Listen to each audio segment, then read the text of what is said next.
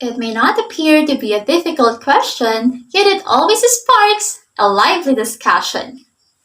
Which will strike the ground first if you drop a heavy object and light object from the same height at the same time? If you ask the people around you, they might tell you, heavier objects fall faster. If you drop a heavy and light object together, the heavy one will reach the ground first. But why would people say this? Okay, keep in mind that all ideas are based on something. Even if they are incorrect, they must make sense, otherwise we would be insane.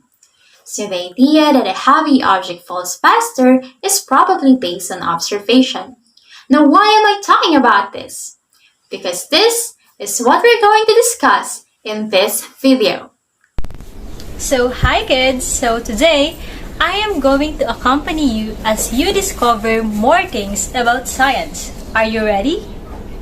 Of course you are ready. So kids, today, I have here two balls. So these two balls, they are the same in size, but they differ in terms of their weight or their mass. So this ball here, our ball A, is much heavier than our ball B. Now kids, I am going to ask you, or imagine that you are going to drop these two balls in a higher place. Imagine that you are holding these two balls and then you went to a higher place and then you are going to drop it. What or which do you think between these two things will hit the ground first? Is it the ball A, our heavier ball, or B, our lighter ball?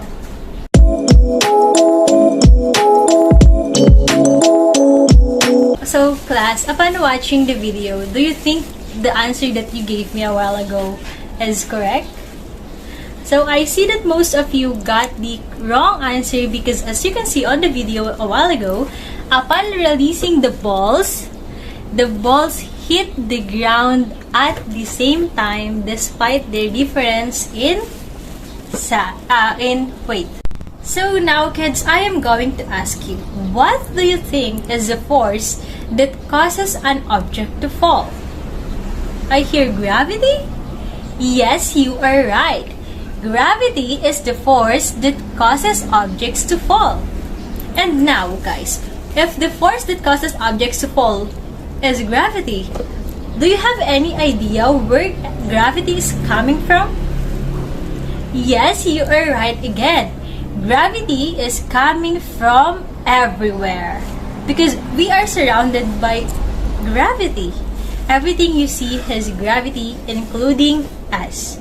So now that we already have discussed about gravity, there is also this one word that is always connected with gravity, and that is the word inertia.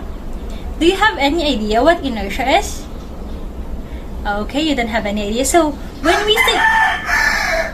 we say inertia, kids, inertia is the tendency of an object to stay put or not moving. Did you get it? It is the tendency of an object to stay stable, and to stay steady. Did you get it? Okay, so if you don't get it, we have here two examples. So again, I have here a heavier ball and a lighter ball. So when we say inertia, this heavier ball, the heavier the object is, the more inertia it has. So this ball here has more inertia compared to this lighter ball.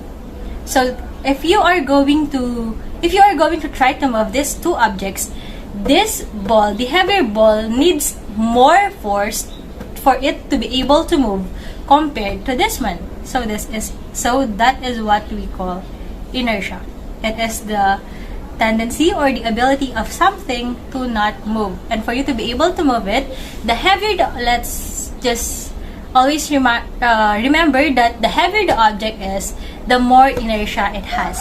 Okay, so that is all for today. Thank you for joining me, and I hope that you learned something from me today. Until the next time, bye.